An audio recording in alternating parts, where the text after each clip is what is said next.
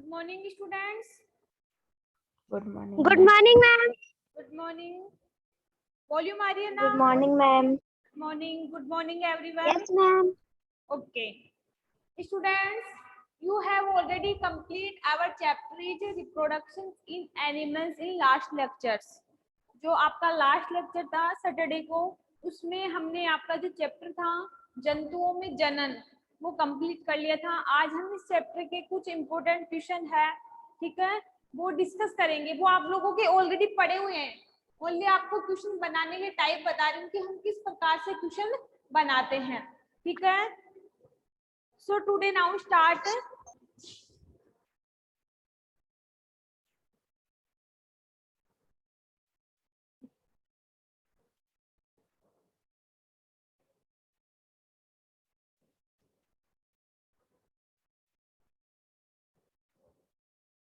ठीक है, तो सबसे पहले तो हमें माइंड में ये चीज लानी है कि एक्चुअली में हमें उस चैप्टर में पढ़ा क्या था। तो उस चैप्टर में हमने क्या क्या पढ़ा? रिप्रोडक्शंस पढ़ा, सेक्सुअल रिप्रोडक्शंस पढ़ा, असेक्सुअल रिप्रोडक्शंस पढ़ा। इसके अंदर हमने सेक्सुअल के अंदर फर्टिलाइजेशन पढ़ा, डेवलपमेंट ऑफ एम्ब्रियो पढ़ा, ठीक है, लाइफ साइकिल ऑफ बटरफ्लाई पढ़ी, लाइफ साइकिल ऑफ फ्रॉग पढ़ा। इसके अलावा हमने असेक्सुअल रिप्रोडक्शंस पढ़ा, उसमें हमने 2 मेथड से असेक्सुअल रिप्रोडक्शन को कंप्लीट किया। वो कौन कौन से थे? बर्डिंग, और इसके अलावा सेकंड मेथड कौन सा था? Any student please give me answer. एक तो हमने बर्डिंग पढ़ा था, वो भी किसमें? हाइड्रा में। और फर्स्ट मेथड हमने कौन सा पढ़ा था? बाइनरी फिजन मेथड इन अम्बिबा, ठीक है। तो आज हम इस चैप्टर के कुछ क्वेश्चंस हैं उनको पढ़ेंगे। तो सबसे पहले तो हमने इस चैप्टर में रिप्रोडक्शंस पढ़ा। तो व्हाट इज द रिप्रोडक्शंस?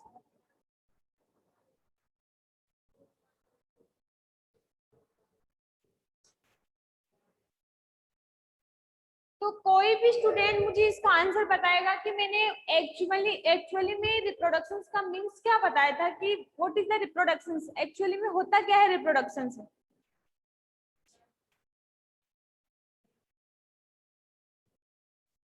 जब नोटबुक साथ रखोगे, जो ट्यूशन करवाऊं वो आप लोग करोगे, ठीक है। जब नोटबुक साथ रखोगे, जो ट्यूशन में बोर्ड पे करवाऊं, 13 ट्यूशन है, 13 ट्यूशन बोर्ड पे करवाऊंगी, आप लोगों को करनी है भी, ठीक है। तो देखो, रिप्रोडक्शन का मीन्स होता है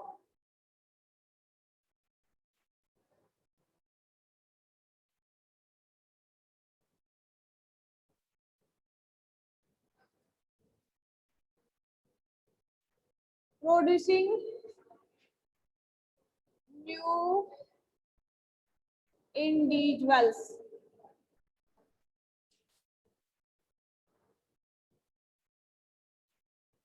to parents.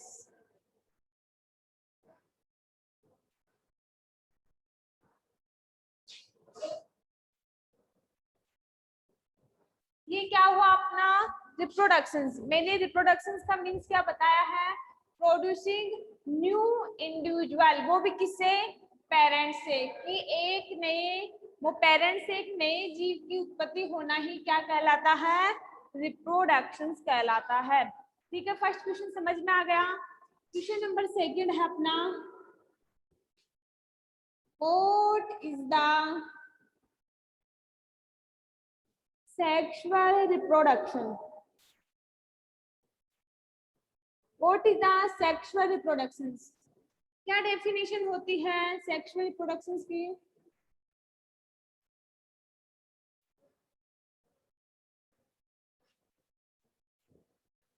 Any student please give me answer. Sexual reproductions का मीन्स क्या होता है? कोई भी स्टूडेंट आंसर बताएगा कि सेक्सुअल लैंगिक जनन का मीन्स क्या होता है? लैंगिक जनन किसे कहते हैं? इसमें कितने गैमेट्स की रिक्वायरमेंट होती है? Any student please give me answer in this question.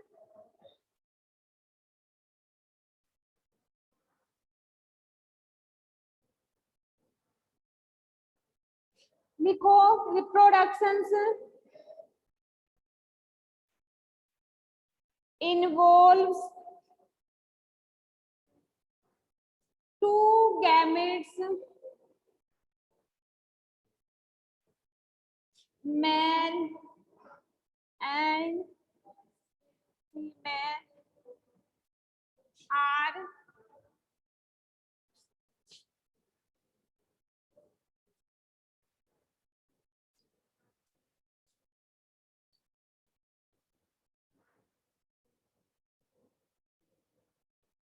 are called sexual reproduction. That means मैंने बताया है आप लोगों को कि सेक्सुअल रिप्रोडक्शन में दो गैमेट्स इन्वॉल्व होते हैं. First is male gametes and female gametes, और दोनों में आपस में क्या होता है, फ्यूजन होता है, और वो ही क्या कहलाता है, सेक्सुअल रिप्रोडक्शन कहलाता है. थर्ड क्वेश्चन है अपना, what is the fertilization. Question number third है, what is the fertilization.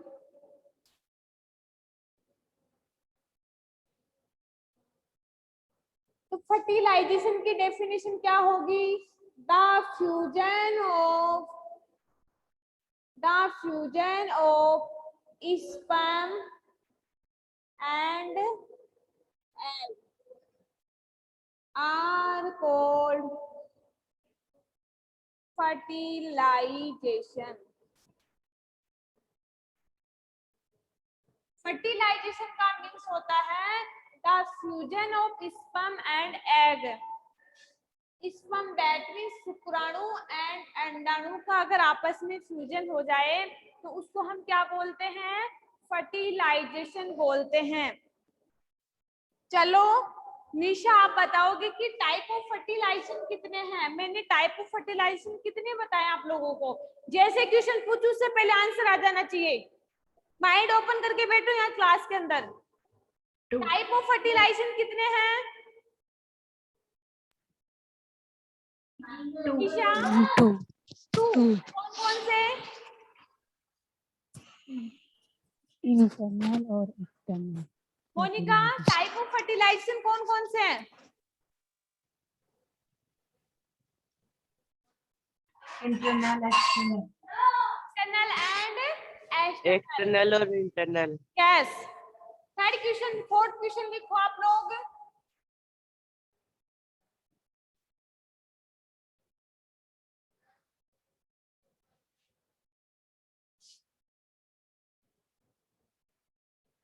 Question number 4 है, व्हाट इज द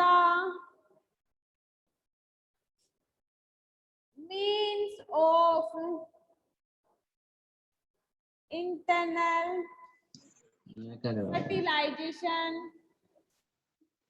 चल गया. And external fertilisation.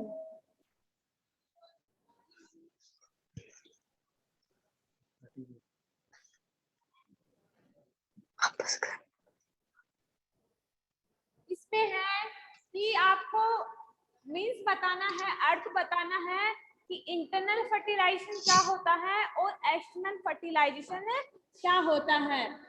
तो इंटरनल फर्टिलाइजेशन का मीन्स मैंने क्या बताया है,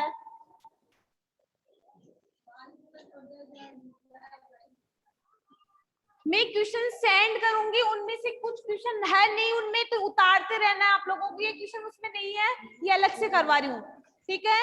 आपके पास ये क्वेश्चन वैसे मैं सेंड करूंगी लेकिन उनमें से कुछ क्वेश्चन है कुछ नहीं है, तो आपको राइट भी करना अपनी नोटबुक के अंदर.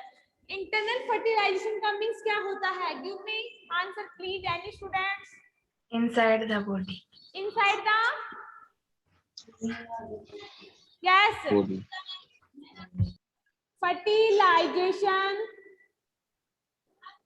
Fertilization occur inside the female body. पूरा लिखना आप लोगों को कि ऐसा फर्टिलाइजेशन है जो मादा की बॉडी के अंदर होता हो, इंटरनल फर्टिलाइजेशन कहलाता है. इसके बाद एक्सटर्नल फर्टिलाइजेशन का मीन्स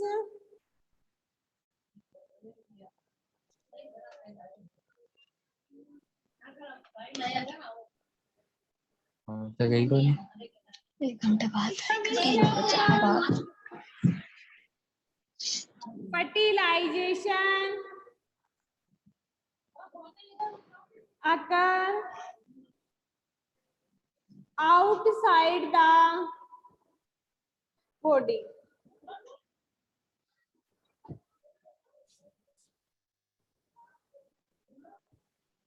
मैंने 4 क्वेश्चन करवा दिए हैं। 4 क्वेश्चन है अपना कि what is the means of internal and external fertilization. Internal fertilization का मीन्स होता है कि ऐसा फर्टिलाइजेशन जो मादा की बॉडी के अंदर हो, अंदर की साइड हो, वो कहलाता है इंटरनल। एक्सटर्नल का मतलब होता है बाहरी। तो ऐसा फर्टिलाइजेशन जो बॉडी के बाहर की तरफ हो, जो जिसमें पाया जाता है फ्रॉग में, मेंढक के अंदर। यहाँ तक क्लियर सभी स्टूडेंट्स का? यस या नो? Yes ma'am. ठीक है। क्वेश्चन नंबर 5 है, what is the fertilized egg? Question number 5 है,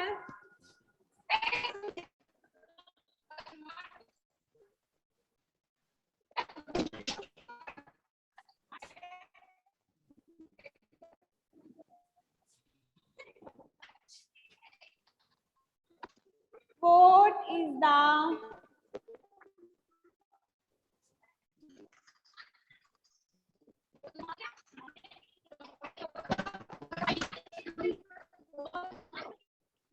क्वेश्चन है कि what is the fertilized egg called? कि एक फर्टिलाइज अंडा क्या कहलाता है, क्या बनाता है? Any student please give me answer this question. Egg और स्पर्म का फ्यूजन। क्या बनाएगा वो? एग और स्पर्म का फ्यूजन। एग तो है, जब एग और स्पर्म दोनों फर्टिलाइज होते हैं तो क्या बनता है? जाइगोट। जाइगोट होगा इसका आंसर।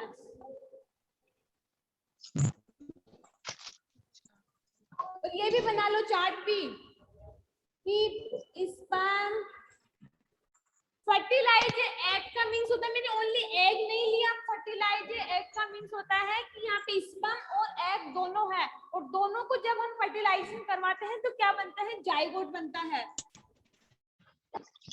ये दोनों का क्या हुआ? फर्टिलाइजेशन, और क्या बना? जाइगोट। यहाँ फ्यूजन हुआ और फर्टिलाइजेशन।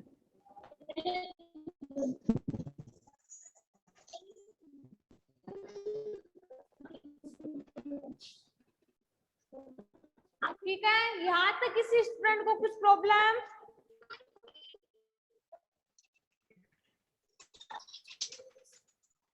No ma'am. कि what is the asexual reproduction?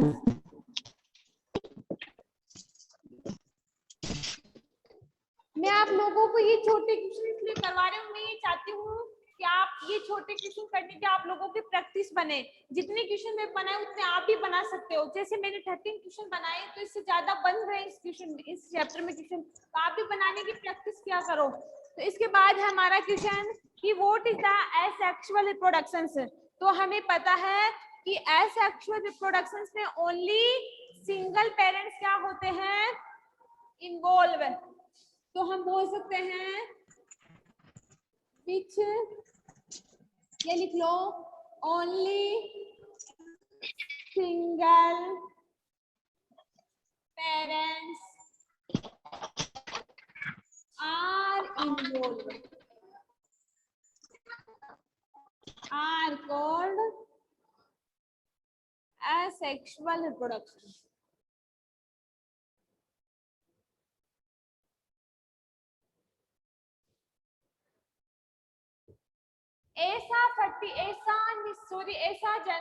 ऐसा जनन जिसमें केवल ओनली एक सिंगल पेरेंट, ठीक है, वो ही इन्वॉल्व होते हैं, वो क्या कहलाता है?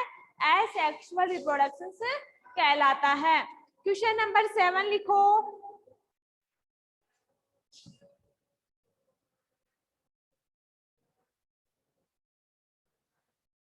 क्वेश्चन नंबर 7 है हाउ मेनी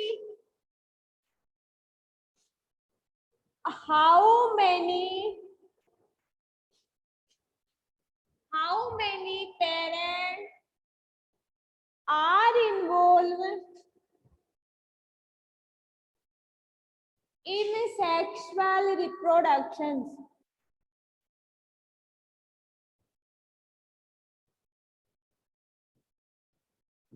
मैंने क्वेश्चन में लिखा है कि how many parent are involve in sexual reproductions, कि जो लैंगिक जनन होता है उसमें कितने पेरेंट्स इन्वॉल्व होते हैं। Give me answer please. Ma'am single parent. 2, very good ma'am very good, 2 parents. और वो हमें पता भी है तो कौन कौन से, male and female. 2 parents, bracket में लिख लो मेल और फीमेल, ताकि जब आप पढ़ो तो कंफ्यूजन ना हो कि वो कौन कौन से थे। यहाँ तक क्लियर? किसी स्टूडेंट को कोई डाउट? No ma'am. यहाँ तक किसी स्टूडेंट को कोई डाउट है इन क्वेश्चनों में? और डाउट No, होना भी ma'am. नहीं चाहिए, क्योंकि यहाँ तक ऑलरेडी मैं क्लियर करवा चुकी हूँ आप लोगों को। ठीक है, इसके बाद क्वेश्चन नंबर 8 पढ़ेंगे हम।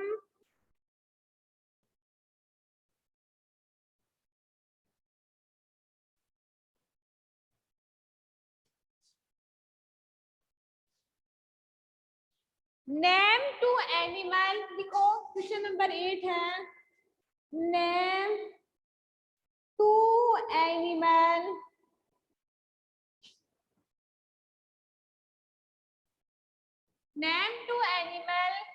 which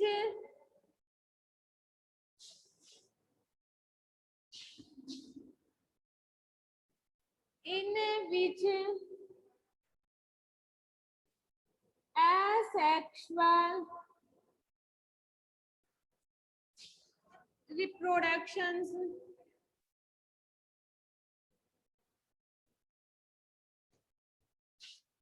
takes place. Any students please give me answer.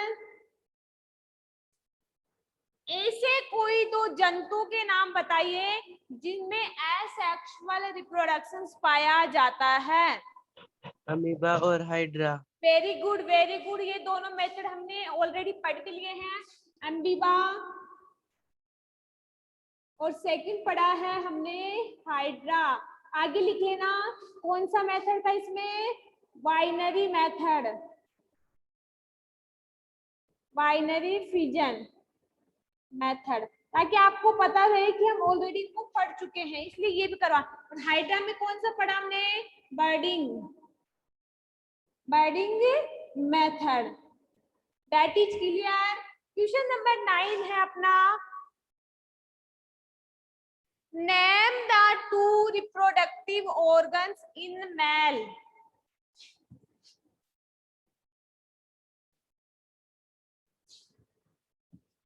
Question number 9 है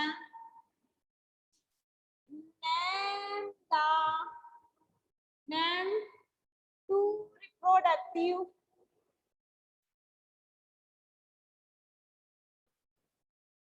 organ in male। That means मैंने जब आपको स्ट्रक्चर सहित बताया था कि मेल में कौन कौन से रिप्रोडक्टिव ऑर्गन्स पाए जाते हैं।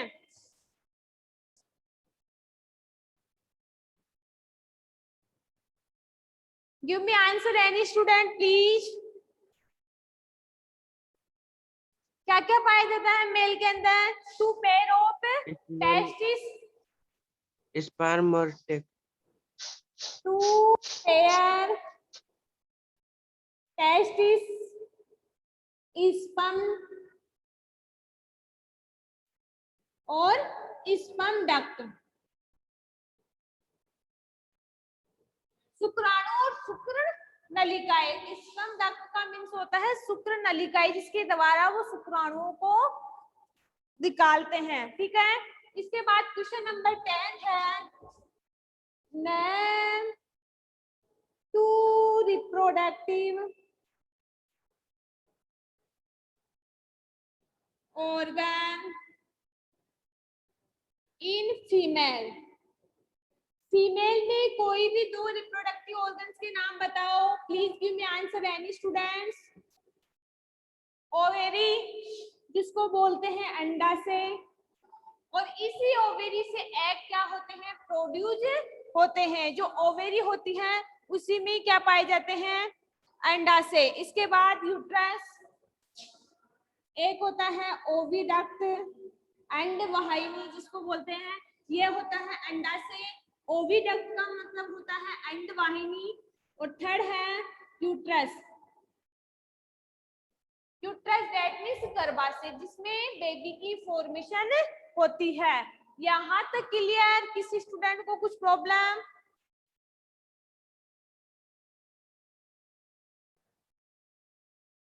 क्वेश्चन नंबर 11 है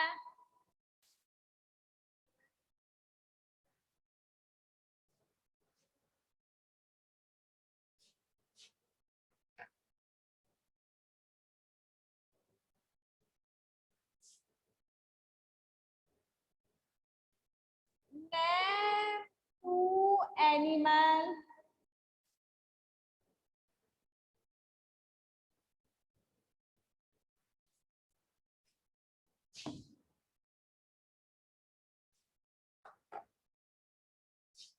which undergoes internal fertilization।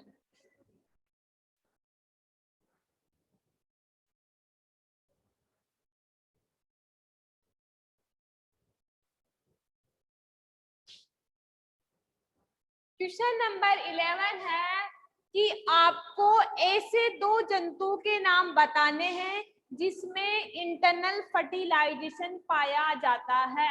Please give me answer. Bird और mammal। Human and cow. Human, bird. First तो एक तो हो गया ह्यूमन, और सेकंड है काऊ, गाय। इसके बाद दो बोथ है। क्वेश्चन नंबर 12 है name two animal which undergoes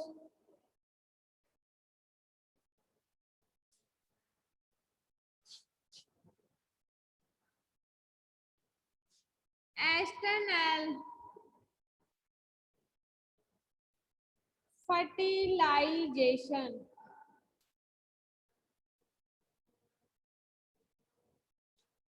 ऐसे दो एनिमल्स के नाम बताने हैं जिनमें एक्सटर्नल फर्टिलाइजेशन पाया जाता है। फ्रॉग एंड फिश, जो मछली होते हैं। और अधिकतर देख लेना, जो पानी के अंदर जो जीवित रहने वाले जो एनिमल्स होते हैं, जो अपना जीवन पानी के अंदर सरवाइव करते हैं, जैसे फ्रॉग है, फिश है। ठीक है, इसके अलावा कुछ एल्गी वगैरह है जो वो क्या करते हैं, उनमें एक्सटर्नल प्रकार का फर्टिलाइजेशन पाया जाता है। ठीक है, तो फर्स्ट है फ्रॉग। आपको पता है फ्रॉग भी पानी के अंदर रहता है, फिश है। तो ये दोनों में कौन सा फर्टिलाइजेशन पाया जाता है, एक्सटर्नल प्रकार का फर्टिलाइजेशन पाया जाता है। और ऑलरेडी हमें पहले से पता है कि एक्सटर्नल और इंटरनल फर्टिलाइजेशन का मीन्स क्या होता है।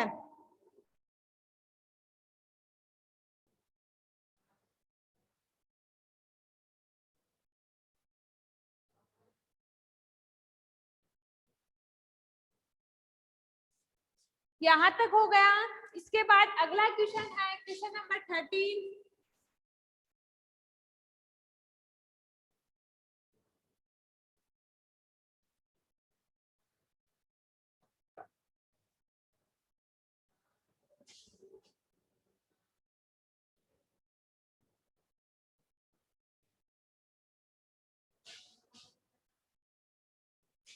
क्वेश्चन नंबर 13 है, which organ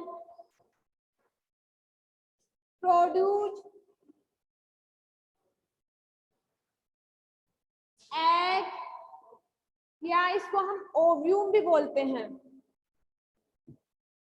which organ produce egg and ovum, जो अंडा और जो अंड होता है वो जो फीमेल की बॉडी होती है उसमें कहां से प्रोड्यूस होता है?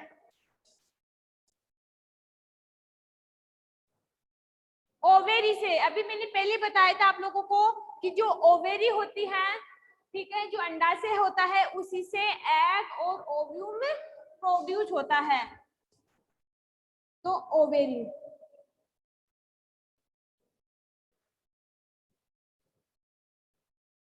इसके अलावा किसी स्टूडेंट को कुछ क्वेश्चन आ रहा है माइंड के अंदर?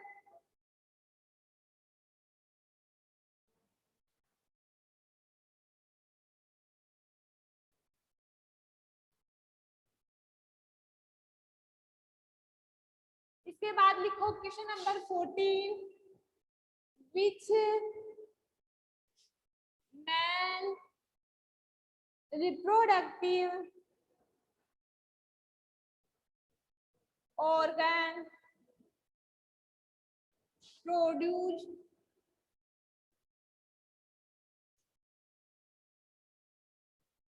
sperm।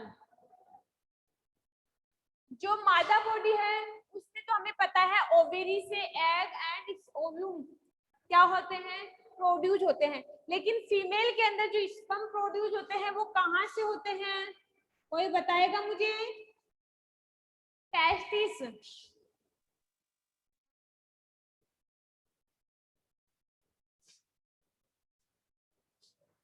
आप इसको ए पेयर ऑफ ओवेरी भी बोल सकते हो, इसको आप ए पेयर ऑफ टेस्टिस भी बोल सकते हो, ठीक है, क्योंकि हमें पता है ये किस में पाई जाती है, पेयर में पाई जाती है, दो दो होती है, ठीक है। तो समझ में आ गया क्वेश्चन नंबर 14 तक? किसी स्टूडेंट के माइंड में कोई क्वेश्चन आ रहा है और आप लोग मुझसे कंफर्म करना चाहते हो कि मैम इसका आंसर ये हो सकता है, क्योंकि आप भी क्वेश्चन बनाया करो। कुछ पूछना है यहाँ तक किसी स्टूडेंट को, यहाँ तक कोई डाउट?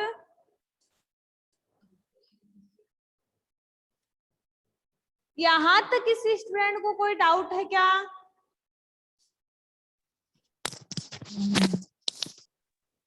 नो। ठीक है, तो ये चैप्टर हमारा आज कंप्लीट हो चुका है, पूरी तरह से कंप्लीट हो चुका है। इसमें हमने सारे टॉपिक पढ़ लिए हैं। इस चैप्टर के जो इम्पोर्टेंट क्वेश्चन थे वो भी हमने देख लिए, क्योंकि एक्चुअली में हमने यही तो पढ़ा है इसमें, male female fertilization sperm ovum, यही तो पढ़ा है, यही तो रिपीट हो रहा है। बस इसमें सबसे मेन इम्पोर्टेंट डायग्राम की आपको प्रैक्टिस करनी है, क्योंकि 100% इस चैप्टर के डायग्राम एग्जाम में पूछे जाते हैं। 9th में हो मैम।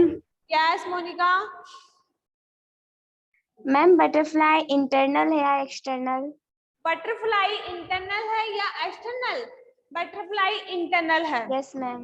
इंटरनल फर्टिलाइजेशन पाया जाता है बटरफ्लाई के अंदर, जबकि हमने फ्रॉग पढ़ा था, फ्रॉग के अंदर एक्सटर्नल फर्टिलाइजेशन पाया जाता है। Very good Monika.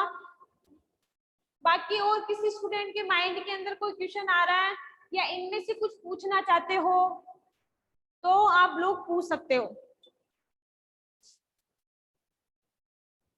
Question number 14 तक हो गया सबका?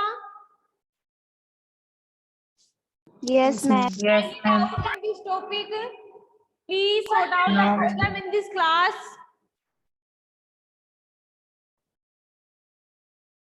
यहाँ तक क्लियर स्टूडेंट्स? ओके स्टूडेंट्स, ये क्वेश्चन है आपको, आप लोगों ने अभी राइट कर लिए होंगे और इसके बाद मैं भी आप लोगों को सेंड कर दूंगी, ठीक है ये क्वेश्चन। तो ये क्वेश्चन आप अपनी साइंस की नोटबुक में उस चैप्टर के पीछे कर लेना। इसके बाद हम कल के लेक्चर में एक न्यू चैप्टर स्टार्ट कर रहे हैं, वो हम कल पढ़ेंगे, ठीक है। आपका चैप्टर नंबर 3 है फाइबर्स वाला, रेशे वाला, ठीक है, वो हम कल के लेक्चर में पढ़ेंगे। यहाँ तक ये चैप्टर कंप्लीट हो चुका है।